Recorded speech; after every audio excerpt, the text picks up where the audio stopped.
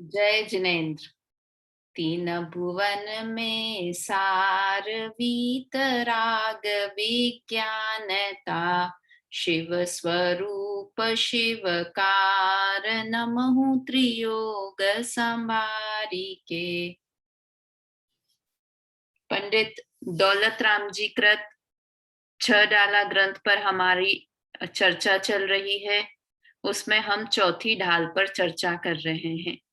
सम्यक ज्ञान की महिमा पढ़ रहे हैं। उस सम्यक ज्ञान को हमें प्रकट करना है। कैसा है वो सम्यक ज्ञान? कि सम्यक दर्शन के साथ जो भी ज्ञान है वो सब सम्यक ज्ञान है। मतलब वास्तव में पुरुषार्थ तो सम्यक दर्शन का करना है और सम्यक ज्ञान उसके साथ हो जाएगा। हम ये कंफ्यूजन रहता है कि सम्यक ज्ञान कब होगा, कि बहुत सारे ग्रंथों का अध्ययन कर लेंगे तो हमें सम्यक ज्ञान हो जाएगा। वो ज्ञान तो हम क्षयोक्षम ज्ञान हमें होगा। सम्यक ज्ञान और क्षयोक्षम ज्ञान दोनों अलग अलग चीजें हैं। बहुत स्वाध्याय करने से, बहुत अध्ययन करने से, बहुत ग्रंथ का पठन करने से हमें क्षयोक्षम तो हो जाएगा, किंतु सम्यक ज्ञान होने की गारंटी नहीं है। और आप कहें कि अगर हमने सम्यक ज्ञान कर लिया तो क्षयोक्षम ज्ञान बढ़ जाएगा क्या? कि नहीं, सम्यक ज्ञान और क्षयोक्षम ज्ञान दोनों अलग अलग चीजें हैं। पर इतना जरूर है कि अगर सम्यक ज्ञान कर लिया तो हमें ग्रंथ का अर्थ समझना आ जाएगा। समझ में आया? हम अज्ञानी ग्रंथ पढ़ते हैं तो सिर्फ पढ़ने के लिए पढ़ते हैं, और ज्ञानी होते हैं वो ग्रंथ पढ़ते हैं तो उसके भाव को समझते हैं कि आचार्य क्या कहना चाहते हैं, पंडित विद्वान क्या कहना चाहते हैं। हम तो सिर्फ पढ़ जाते हैं, जब तक उसके भाव को नहीं समझे ना। आप कहेंगे कैसे भाव को नहीं समझते? हम तो बहुत अच्छे से समझते हैं। भावार्थ भी पढ़ते हैं, कोई भी गाथा पढ़ते हैं तो गाथार्थ भी पढ़ते हैं और भावार्थ भी पढ़ते हैं, किंतु वास्तव में वो भावार्थ तब तक नहीं समझा, तब तक सिर्फ पढ़ने के लिए पढ़ लिया, जब तक उसे अंतर में नहीं उतार लेते हैं। समझ में आया? तो इस तरह से हम यहाँ सम्यक ज्ञान की महिमा पढ़ रहे हैं। और क्यों पढ़ रहे हैं? ताकि हम उस सम्यक ज्ञान को प्राप्त करें। तो सम्यक ज्ञान कैसे प्राप्त होगा? कि स्व और पर का भिन्न श्रद्धान करना और स्व और पर का भेद विज्ञान करना, उसका नाम सम्यक ज्ञान है। ठीक है, हमने 7 छंद तक बात की थी। आज हमें 8वां और 9वां छंद पढ़ना है। तो अपन स्क्रीन में शेयर करती हूँ। 8वां छंद हम शुरू करते हैं कि 8वें छंद में क्या चर्चा की गई है। देखिए क्या बताया कि पंडित प्रवर दौलत राम जी सम्यक ज्ञान की अपूर्व महिमा बताते हुए कहते हैं कि सम्यक ज्ञान ही विषय दाह का नाशक है। 9 छंद तक सम्यक ज्ञान की महिमा है, तो अभी 2 छंद और बाकी हैं सम्यक ज्ञान की महिमा के लिए।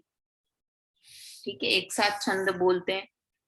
जे पूरब शिव गए जाहि अरु आगे जय हैं, ते सब महिमा ज्ञान तनि मुनिनाथ कहे हैं। विषय चाह दवदाह जगत जन अरन दझावे, तास उपायन आन ज्ञान धन धान बुझावे। एक राग में और गा लेते हैं, ये वाली राग के अलावा। जे पूरब शिव गए जाहि अरु आगे जई हैं, ते सब महिमा ज्ञान तनि मुनिनाथ कहे हैं।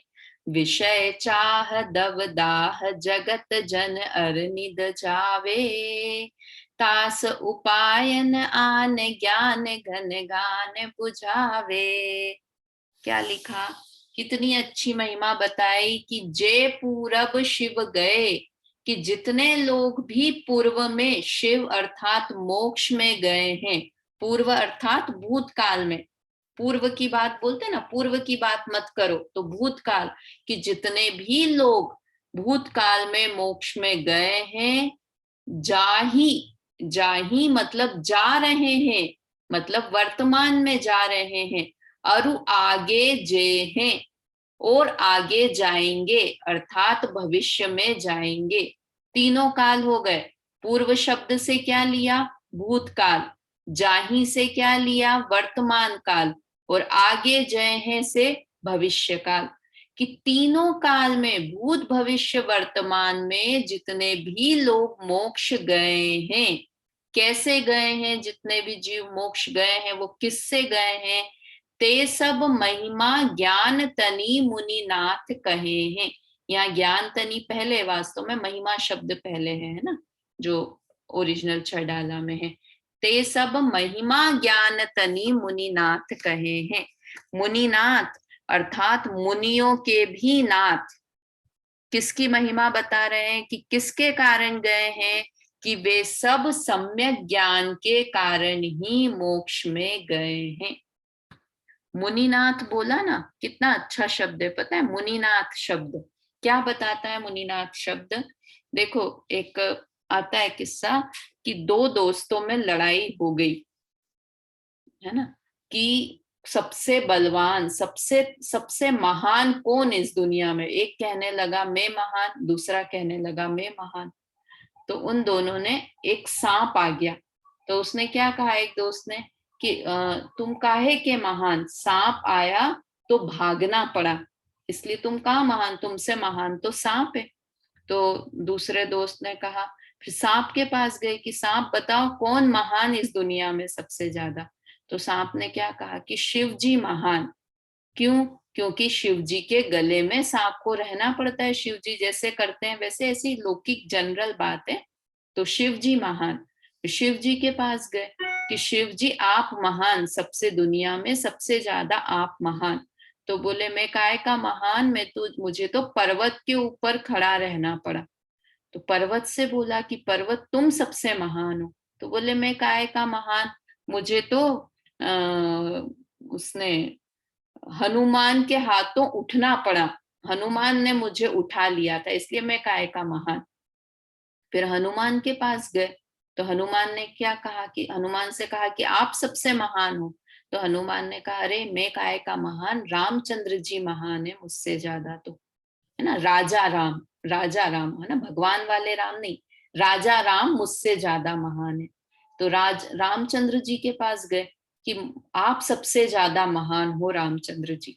तो रामचंद्र जी ने कहा मैं काय का महान हूं, इतने जो मुनिराज हैं वो सबसे ज्यादा, दिगंबर वीतरागी संत हैं वो सबसे ज्यादा महान है। तो दिगंबर वीतरागी संतों के पास गए कि सबसे महान कौन है, आप हैं सबसे महान। तो उन्होंने क्या कहा कि मैं काय का महान, मुझसे ज्यादा महान तो जिनेंद्र देव हैं। क्यों है जिनेंद्र देव, कि वो तीनों, उन्होंने चारों घातिया कर्मों का नाश कर दिया है ना, और इसलिए सबसे ज्यादा महान जिनेंद्र देव हैं। अब जिनेंद्र देव के पास गए कि आप सबसे ज्यादा महान हैं। तो जिनेंद्र देव ने क्या कहा कि मैं काय का महान, मुझसे ज्यादा महान तो आत्म तत्व है, निजात्म तत्व है। क्यों है निजात्म तत्व सबसे ज्यादा महान, क्योंकि निजात्म तत्व की शरण में मैं जाता हूं, इसलिए निजात्म तत्व सबसे ज्यादा महान है। आत्म तत्व सबसे ज्यादा महान है, निजात्म तत्व सबसे ज्यादा महान है ना। तो यहाँ पे क्या लिखा कि मुनिराज, मुनिराजों के भी नाथ कौन है, मुनिराज भी जिसका स्मरण करते हैं। ऐसे कौन है मुनिराजों के भी नाथ, कि जिनेंद्र भगवान है वो मुनिनाथ है। तो हमको कितनी बात पे बल आता है कि ये बात किसने कही है। मैं कहूं कि मैंने कही है तो ठीक है, आपने कही है, आप क्या। मैं कहूंगी कि दादा ने, छोटे दादा ने कही, हुकुमचंद जी ने बात कही है, तो बोले अरे बड़ी बात है, हुकुमचंद जी ने बात कही। अब दादा कहे कि उससे भी बड़े किसी ने बात कही है, मुनिराज ने बात कही है, तो हमको कि अरे दौलत राम जी ने ये बात कही है, तो कहे ठीक है, दौलत राम जी तो पंडित थे, वो क्या थे। फिर हम कहे मुनिराजों ने ये बात कही है, तो बोले अच्छा मुनिराजों ने कही है। फिर भी मुनिराज, और मुनिराज भी क्या कह रहे हैं कि भगवान ने ये बात कही है। जिनेंद्र देव ने अपनी दिव्य ध्वनि में ये बात कही है कि जितने भी जीव आज तक मोक्ष गए हैं, वर्तमान में जा रहे हैं और भविष्य में जाएंगे, वो सब सम्यक ज्ञान की महिमा है ना। और भी समझे कि सम्यक ज्ञान की क्यों महिमा है, कि वास्तव में जिसको ये नियम है कि जितने भी मोक्ष जाते हैं वो सम्यक दर्शन और सम्यक ज्ञान के साथ ही जाते हैं, ना। आज तक कोई भी ऐसा नहीं है कि जिसे मोक्ष हो गया किंतु उसे सम्यक दर्शन सम्यक ज्ञान नहीं था, किंतु उसे मोक्ष हो गया। तो वास्तव में ऐसा नहीं हो सकता। जितने भी मोक्ष गए हैं, आगे भी जा रहे हैं, वो सब सम्यक दर्शन सम्यक ज्ञान के कारण ही जा रहे हैं, है ना। फिर क्या बताया आगे, देखो, विषय चाह दव दाह जगत जन अर न दझावे, कि विषयों की चाह, पांच इंद्रियों के विषयों की चाह है ना, उसके कारण क्या हो रहा है, जगत जन, वो विषय रूपी चाह का जंगल है, और उसमें सारे के सारे जगत के जीव उसमें जल रहे हैं, दझावे, जल रहे हैं, ज्वलित हो रहे हैं। और उसे शांत करने का उपाय क्या है, तास उपाय न आन ज्ञान धन धान बुझावे। कहीं पर बहुत जंगलों में अग्नि लग जाती है ना, देखो यहाँ पे अरण जंगल का उदाहरण दिया, कि जंगल का क्या उदाहरण दिया, कि कहीं पर अग्नि जल जाती है जंगलों में, ऐसे होते हैं ना, वो बोलते हैं कि जंगलों में अग्नि लगती है, तो वहां पर कौन, अपने यहाँ तो आग लग जाए तो क्या करते हैं, फायर ब्रिगेड को बुला लेते हैं, कि तुरंत फायर ब्रिगेड से क्या हुआ कि अग्नि शांत हो जाएगी। अब जंगलों में बड़े बड़े जंगल पूरे पूरे जलते रहते हैं, तो वहां कौन बुझाने के लिए आता है, पहुंच जाते होंगे, और कि जानवर उठा उठा के बाल्टी नदी में से ला ला के डाल देते होंगे, कौन बुझा देता है, कि बस बारिश का जल ही है जो उसे शांत कर सकता है, बाकी और किसी में ताकत नहीं है कि जंगल की अग्नि को शांत कर दे। तो यहाँ क्या कहा कि ऐसे ही विषयों की अग्नि में, विषयों की अग्नि में, देखो विषय की चाह, इसको क्या बताया, अग्नि का उदाहरण, अग्नि बताया उसे, विषयों की चाह को, विषयों की चाह को क्या बताया, अग्नि बताया यहाँ पर।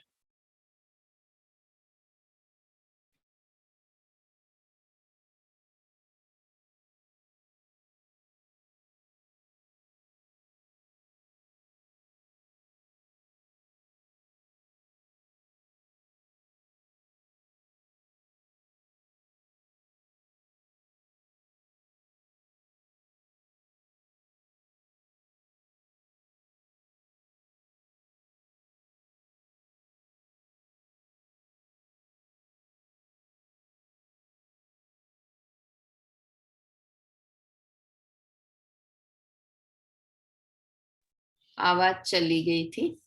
तो क्या बताया कि अग्नि, अग्नि में विषयों की चाह है, वो एक एक अग्नि का काम है, विषय की चाह वो अग्नि के जैसी है, कि जो हमको क्या लगता है कि हम विषयों का सेवन कर रहे हैं तो हमें सुख की प्राप्ति हो रही है, किंतु यहाँ क्या बताया कि विषय हैं वो आग के जैसे हैं, विषय, है ना, सारे के सारे विषय अग्नि में जलने के समान है, विषयों में जलना। देखो एक एक इंद्रिय के विषय का यहाँ ग्रंथों में आता है कि एक एक इंद्रियों का विषय कैसा है, कैसा है, कि हाथी है, उसे स्पर्शन इंद्रिय की चाह है, तो उसके कारण क्या होता है, उसे मृत्यु तक हो जाती है। हाथी को कभी देखा, हाथी को पकड़ना बहुत मुश्किल काम होता है, इतने बड़े हाथी को, शेर को तो फिर भी पकड़ लो, छोटे पशुओं को, किंतु हाथी तो इतना बलशाली है कि कोई उसे पकड़ने आएगा तो वो उसे फेंक ही देगा उठा के। तो कैसे पकड़ते हैं, कि उसको स्पर्शन इंद्रिय की चाह है ना, तो वो उसके कारण जाल में फंस जाता है, उसकी मृत्यु तक हो जाती है। हाथी दांत के लिए लोग मार देते हैं ना हाथियों को, तो कैसे पकड़ते हैं उसको, मतलब मृत्यु का कारण बन जाता है उसका स्पर्शन इंद्रिय का, कि हाथी को पकड़ना हो तो क्या करते हैं शिकारी, बीच में एक बहुत बड़ा गड्ढा कर देते हैं, और एक साइड क्या कर देंगे, इधर हथीनी को खड़ा कर दिया, है ना, और बीच में एक बहुत बड़ा गड्ढा कर देंगे और उसके ऊपर घास लगा देते हैं, है ना। और ये हथीनी भी कैसी होती है, ट्रेंड हथीनी होती है बहुत, उनको ट्रेन किया जाता है, तो वो अलग अलग यहाँ पे हाव भाव दिखाएगी, और कैसे भी मतलब इस तरह से एक्सप्रेशन करेगी कि हाथी उसकी तरफ इम्प्रेस हो, अब उधर से सामने से हाथी आता है, बीच में तो क्या है, गड्ढा। तो वो हथीनी को देखता है और उसके साथ काम सेवन की इच्छा से उसकी तरफ भागता है, जोर से, स्पर्शन इंद्रिय की इच्छा से। और बीच में क्या होता है, गड्ढा होता है, मुझसे उसे ध्यान भी नहीं है कि बीच में गड्ढा है, और वो तुरंत उसकी तरफ भागता है और वो गड्ढे में गिर जाता है। और उसके बाद वो शिकारी उसे पकड़ लेते हैं आराम से, अच्छे से, है ना। तो वो एक स्पर्शन इंद्रिय के कारण हाथी को अपनी जान देनी पड़ जाती है। रसना इंद्रिय में किसका आता है, मछली का, कि मछली को पकड़ना हो तो कैसे पकड़ते हैं, कि उसको, मछली को कांटा डालते हैं, ऐसा सुना होगा ना, मछली को कांटा डालो, तो वो कांटे में क्या करते हैं, उसके अंदर कुछ भी टुकड़ा, जो भी मछली खाती है, मुझे आइडिया नहीं है क्या खाती है, उसका टुकड़ा उस कांटे के अंदर लगा देते हैं, और नीचे फिर नदी में वो डाला, तो वो कांटे पे वो टुकड़ा दिखता है, वो लेने जाती है और उसके मुंह में वो चुभ जाती है सुई, और वो मुंह के साथ ही खींच के ऊपर आ जाती है। तो रसना की मैं इसका स्वाद चखूं, अरे ये क्या चीज है, मैं इसका स्वाद चखूं, तो वो उसके कारण जाल में फंस जाती है और अपनी जान गंवा देती है ना। तो स्पर्शन रसना घ्राण इंद्री के कारण, घ्राण इंद्री का तो बहुत फेमस है भंवरा, है ना। क्या करता है भंवरा, कि थोड़ा सा रस और सूंघ लूं फिर मैं उड़ जाऊंगा, बस थोड़ा सा रस और सूंघ लूं फिर मैं उड़ जाऊंगा। तो क्या होता है कि रात होता है, कमल जो भी, जिस भी फूल में हो उसके अंदर ही रह जाता है, बस थोड़ा थोड़ा, अभी तो इतना ही फूल बंद हुआ है, अभी तो इतना ही हुआ है, मैं तो उड़ जाऊंगा, अभी तो इतना ही हुआ है, इतना ही, ढम अंदर, और अंदर के अंदर रह गया, फूल पूरा बंद हो गया। तो स्पर्शन रसना घ्राण इंद्री के कारण, चक्षु इंद्री के कारण पतंगा, पतंगे को क्या होता है कि वो बिजली की रोशनी में इतना अच्छा लगता है कि उसके पास जाता है और उसके पंख जल जाते हैं और अपने प्राण गंवा देता है। कर्ण इंद्री के लिए हिरण का उदाहरण आता है कि हिरण को पकड़ना हो तो सुंदर संगीत बजाते हैं, तो हिरण के झुंड भाग के उस संगीत की तरफ आ जाते हैं। संगीत का प्रेमी होता है हिरण बहुत, तो वो संगीत के कारण वहां पर बजाते हैं शिकारी, और वो पूरे के पूरा झुंड वहां आ जाता है, और उस वो शिकारी फिर उन्हें पकड़ लेते हैं। मतलब पांचों इंद्रियों के विषय में इतना दुख है, यहाँ तो कह रहे हैं कि अग्नि की तरह है। और ये तो, ये सारे प्राणी तो एक एक इंद्रिय के कारण अपनी जान गंवा देते हैं, और हम मनुष्य कैसे हैं कि पांचों इंद्रियों के विषयों में इस तरह तल्लीन है, पूरी तरह से तल्लीन है पांचों इंद्रियों के विषयों में, है ना। स्पर्शन इंद्री भी चाहिए, एक दिन सो के देख लें अपन कड़क गद्दे पे या बहुत नरम गद्दे पर, सब चाहिए, कूलर भी चाहिए, पंखा भी चाहिए, गर्मी सर्दियों में हीटर भी चाहिए। कितना ज्यादा, बेचारे जानवरों को तो इतना नहीं है, किंतु मनुष्यों को तो स्पर्शन इंद्री का कितना है। पानी चाहिए तो उतना ही ठंडा चाहिए, बहुत ठंडा भी नहीं, बहुत गर्म भी नहीं, सबकी अपनी अपनी होती ना, चाय उतनी ठंडी, कितना चाय पीने वालों को तो देखा है। तो ये तो स्पर्शन और रसना दोनों में इतनी ठंडी चाहिए या इतनी ही गर्म चाय चाहिए तो हम पी सकते हैं। समझ में आया, मतलब कितनी लोलुपता हम मनुष्यों को, पांच इंद्रियां मिली है तो हम कितना ज्यादा मनुष्य ने, सब समझ लेना, अपन अपनी अपनी समझ लो कि मुझे कितना ज्यादा एक स्पर्शन, इतने ही गर्म पानी से नहाना है या ठंडे ही पानी से नहाना है, सुबह से लेके काउंट करो कितना स्पर्शन इंद्री, रात को सोने से लेकर, सुबह उठने से लेकर रात को सोने तक, पूरे टाइम हमको काउंट भी नहीं होता, हमें इतना ही हल्का तकिया चाहिए, इतना ही मोटा तकिया चाहिए, इतनी, दो पे ही पंखा चाहिए, तीन पे ही, 18 पे ही एसी चाहिए, 20 पर ही एसी चाहिए। कितने पर्टिकुलर हैं हम अपनी स्पर्शन इंद्री के लिए, पता भी नहीं चलता है, पूरे समय हम ये, और हम इतने रूटीन में आ गए कि हमें लगता भी नहीं है कि हमें कुछ इंद्रियों के हम गुलाम हो गए हैं। लगता है कि हमें इच्छा हुई कि हम एसी को 22 पे कर दें, 18 पे है और 22 पे कर दें, तो हमें लगता है कि हम स्पर्शन इंद्री के गुलाम हैं कि नहीं, बस इच्छा हुई तो एक रिमोट दबाया, 18 की जगह 22 पे हो गया एसी। किंतु ये स्पर्शन इंद्री के गुलाम है कि नहीं, इतनी ठंड सहन नहीं हो रही है, इतनी गर्मी सहन नहीं हो रही है। रसना इंद्री का पूरे टाइम ये चाहिए, ये नहीं चाहिए, ये अच्छा है, ये बुरा है, कल ही तो ये खाया था, आज ही तो ये खाया था। अब तो इंडियन फूड भी नहीं, कॉन्टिनेंटल फूड चाहिए, चाइनीज, मैक्सिकन, इटालियन, थाई, सब तरफ के फूड चाहिए। कितने स्पर्शन इंद्री के गुलाम हो गए हम।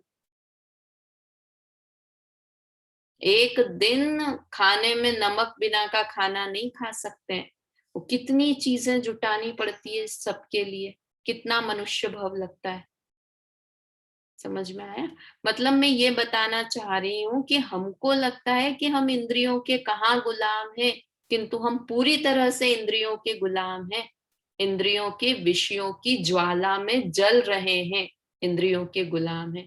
मतलब ये इंद्रियों की जो एक दिन जैसा इंद्रिय कहे ना वैसा नहीं करके देखें, कि मन कर रहा है कड़क गद्दे, नरम गद्दे पे सोए, नहीं सोए, मोटा तकिया चाहिए तो बिना तकिए के सोए, तो हमें लगेगा कि अरे ये क्या हो गया, जिंदा ही नहीं रह पाएंगे रात तक, तो पता नहीं क्या हालत हो जाएगी हमें हमारी ना। रसना इंद्री का, घ्राण इंद्री का, चक्षु इंद्री का, कर्ण इंद्री का, सबके इतने आदी हो गए हम कि पूरे समय हमारा पूरा दिन इन्हीं चीजों में चला जाता है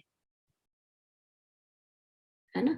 तो यहाँ पर क्या बताया दौलत राम जी ने कि ये 5 इंद्रियों के विषयों की अग्नि में सारा जगत जल रहा है।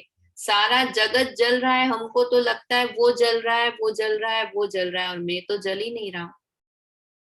हमारी कैसी हालत है कि जंगल में आग लग रही है और हम उसी जंगल के बीचों बीच में पेड़ है और उस पेड़ पर बैठकर क्या देख रहे हैं कि देखो हाँ विषयों की ज्वाला में वो जल रहा है, वो जल रहा है, वो जल रहा है, वो, और तुम क्या हो रहे हो?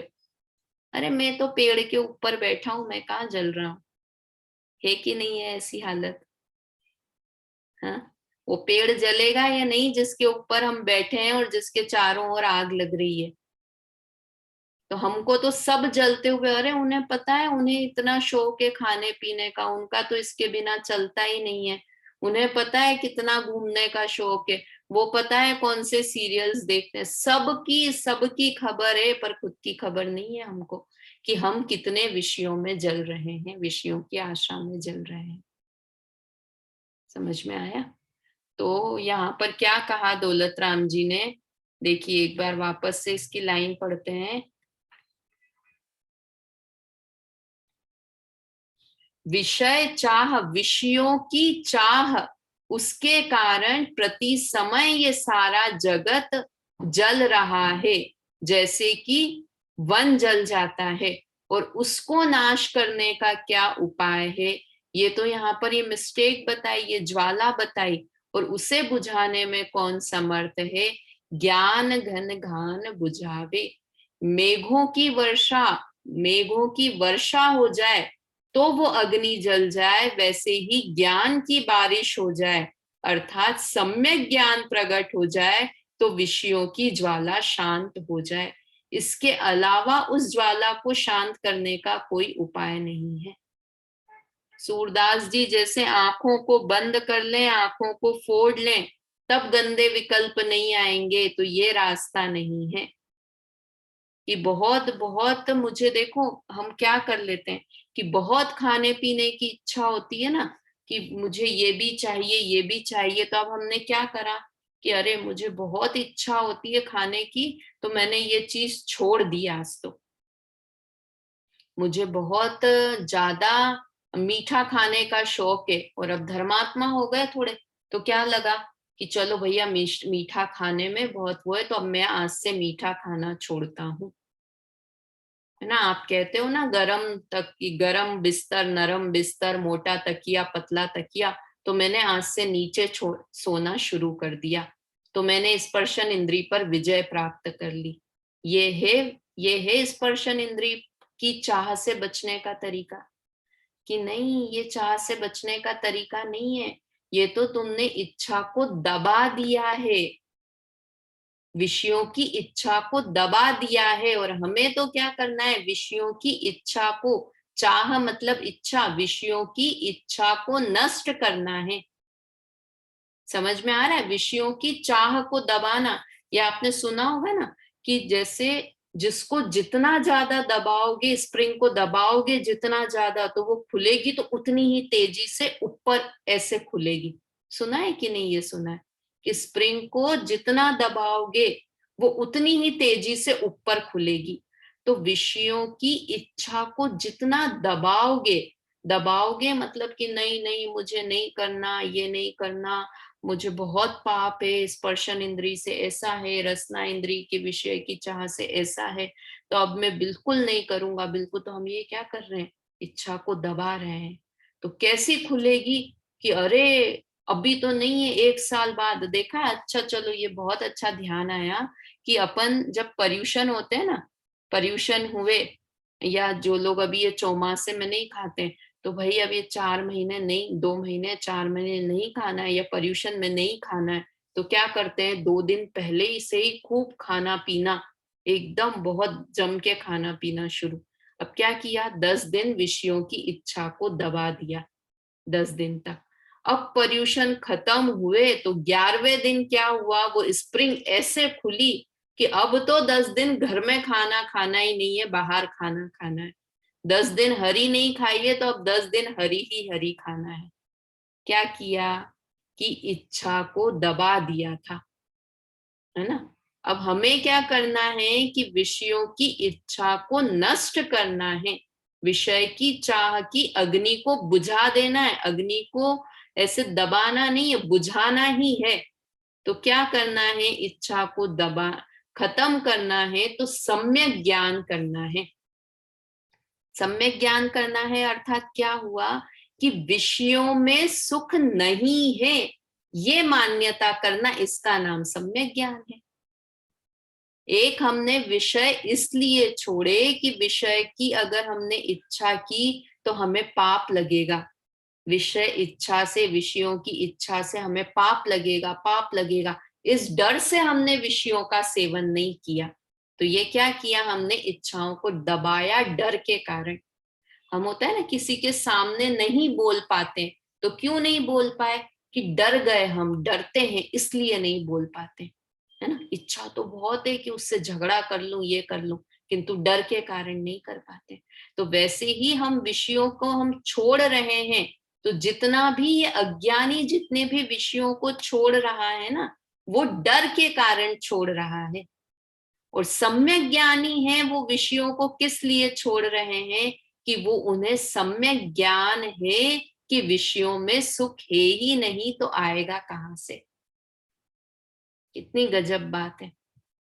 समझ में आ रहा है? तो ये मान्यता हमारे अंदर में आनी है। ऐसा सम्यक ज्ञान प्रकट करना है कि जिससे हमें विषयों की इच्छा ही खत्म हो जाए। विषयों में सुख नहीं है, तो अपने आप नेक्स्ट स्टेप क्या है? कि अरे विषयों में सुख नहीं है तो सुख कहाँ पर है?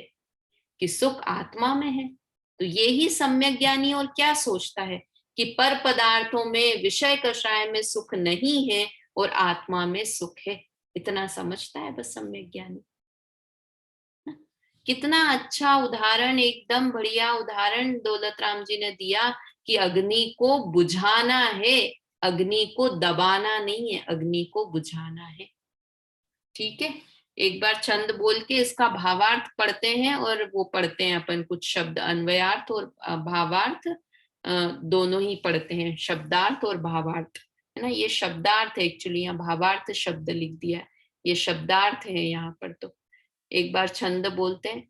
जे पूरब शिव गए, जाहि अरु आगे जय है, ते सब महिमा ज्ञान तनी मुनिनाथ कहे हैं, विषय चाह दव दाह जगत जन अरनिद झावे, तास उपायन आन ज्ञान घन घान बुझावे। क्या लिखा? पूर्व काल में जो जीव मोक्ष गए हैं, वर्तमान में जा रहे हैं और भविष्य में जाएंगे, वह सब सम्यक ज्ञान की महिमा है, ऐसा जिनेन्द्र देव कहते हैं। देखो एक और बात, कि ऐसा क्यों लिखा कि जिनेंद्र देव कहते हैं, क्योंकि जिनेंद्र देव सर्वज्ञ हैं।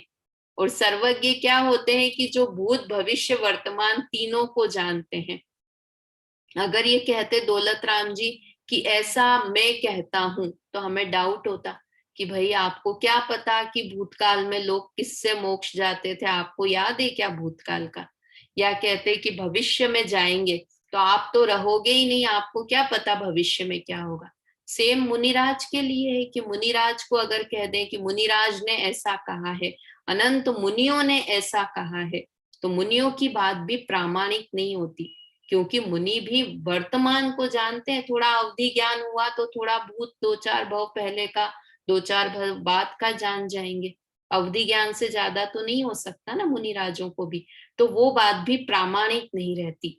किंतु यहाँ कह रहे हैं जिनेंद्र देव, कितनी सही जगह पर दौलत राम जी ने यूज किया जिनेंद्र देव को, कि प्रामाणिक है, क्योंकि वे भूत भविष्य वर्तमान तीनों को जानते हैं, इसलिए उन्होंने अपने ज्ञान में देखा है कि जितने भी भूत में गए हैं, वर्तमान में जा रहे हैं और भविष्य में जाएंगे, वो सब सम्यक ज्ञान के कारण ही जा रहे हैं।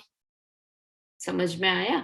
मतलब एक एक शब्द का चयन, यहाँ पर जिनेंद्र देव की जगह मुनियों ने ऐसा कहा है, ये भी डाल सकते थे,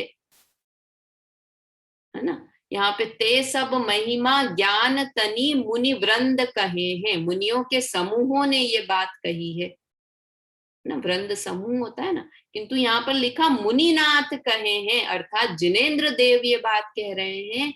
और जिनेंद्र देव की बात अर्थात प्रामाणिक बात, क्योंकि वे सर्वज्ञ हैं, भूत भविष्य वर्तमान को जानते हैं। समझ में आया? क्या लिखा आगे? 5 इंद्रियों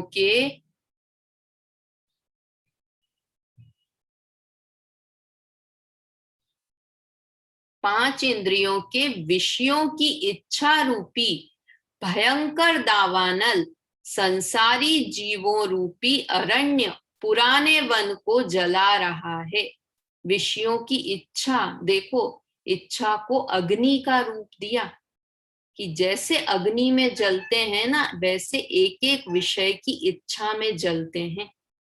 इच्छा हो और वो पूरी नहीं हो तो कैसी जलन होती है, कब मिले शांति नहीं मिलती, तिल मिला जाते हैं जब तक वो चीज मिल नहीं जाए, है ना। वो पूजा में लाइन भी आती है ना, विषयों की ज्वाला धधक रही संसार बढ़ रहा है प्रतिपल, संवर से आश्रव को रोकूं निर्झरा सुर भी महके पल पल। क्या? विषयों की ज्वाला से, है ना, जल, और भी आती है, और भी 1-2 लाइन आती है, एकदम ख्याल में नहीं आ रही है। तो इस तरह ये विषयों की इच्छा की अग्नि में संसारी जीव जल रहा है, उसको शांत करने का उपाय दूसरा नहीं है, मात्र सम्यक ज्ञान रूपी वर्षा का समूह ही उसे शांत कर सकता है ना। सिर्फ सम्यक ज्ञान ही उसे शांत कर सकता है। अगला क्या लिखा? भूत वर्तमान और भविष्य तीनों कालों में जीव मोक्ष सुख को प्राप्त हुए हैं, वर्तमान में विदेह क्षेत्र से हो रहे हैं। देखो ये यहाँ क्लियर किया, ये भावार्थ पढ़ना कितना यूजफुल है, अपन ये निकाल, ध्यान ही नहीं आ रहा था कि विदेह क्षेत्र से वर्तमान में आपको कौन मोक्ष जा रहा है। कि देखो मोक्ष मार्ग कभी भी बंद नहीं होता है, कोई सा भी काल हो, चाहे चौथा काल हो, 5वां काल हो, छठा काल हो। क्या कहा? छठे काल में भी मोक्ष मार्ग बंद नहीं होता है कि हाँ भाई इस भरत क्षेत्र से नहीं जा रहे, एरावत क्षेत्र से नहीं जा रहे, किंतु विदेह क्षेत्र में तो हमेशा ही चौथा काल है, वहां से तो प्रति समय हर समय मतलब हर काल में मोक्ष में जा ही रहे हैं ना। 6 महीने और 8 समय में 608 जीव मोक्ष जा ही रहे। देखो एक और बात ही मुझे बहुत अच्छी पढ़ने में सुनने में आई थी कि हम लोगों को कई बार कंफ्यूजन हो जाता है कि 6 महीने 8 समय बोला, मतलब 1 महीने में एक जीव चला गया, 6 महीने 8 समय में, तो हम 608 का ऐसे कैलकुलेशन कर लेते हैं कि जैसे एक दिन में एक जीव मोक्ष में जाता होगा। ऐसा कोई नियम नहीं है कि एक दिन में एक मोक्ष जा रहा है इसलिए 6 महीने 8 समय में 608 जीव चले गए, ऐसा नहीं है।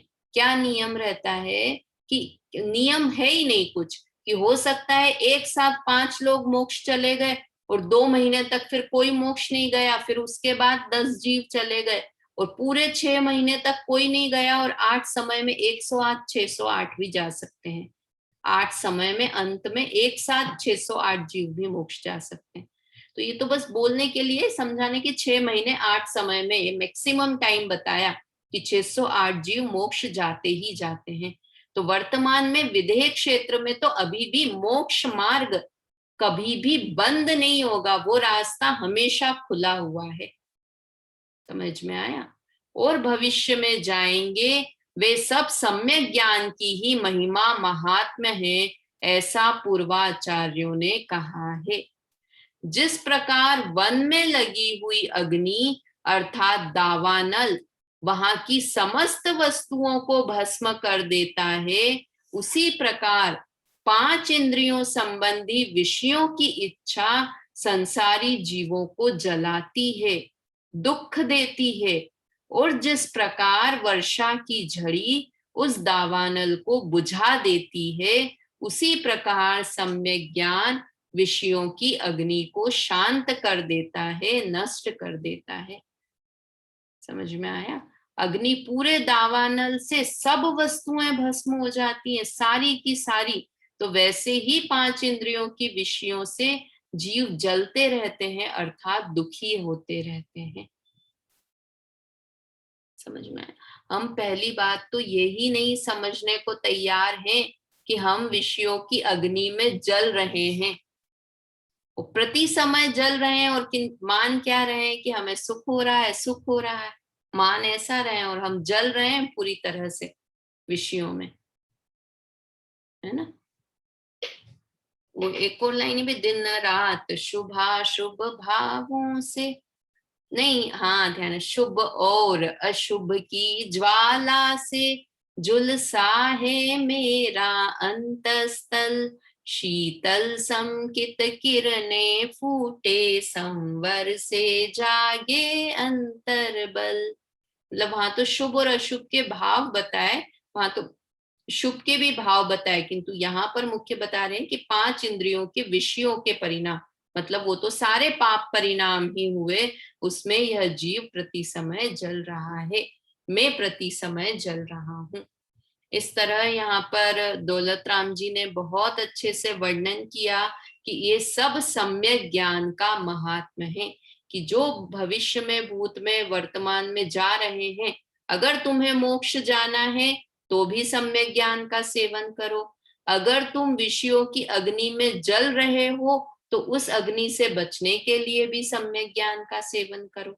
मतलब सुखी होने के लिए भी सम्यक ज्ञान का सेवन करो और दुख से बचने के लिए भी सम्यक ज्ञान का सेवन करो। इसलिए एकमात्र उपाय सम्यक ज्ञान ही है और कुछ नहीं है ना? इस तरह से ये बात हुई। अगला छंद, नवा छंद कल करेंगे। मैं थोड़ा 5-10 मिनट जल्दी क्लास समाप्त करते हैं, कल चर्चा करेंगे नवे छंद के बारे में। अभी समय हो गया है जिनवाणी स्तुति, समय तो नहीं हुआ है, मेरा समय हो गया है, समझिए। जिनवाणी स्तुति करते हैं। निज निधि निज में बताई, यह अनंत उपकार है, इसके लिए जिन वाणी माँ को वंदना शत बार है, वंदना शत बार है। जय जिनेन्द्र।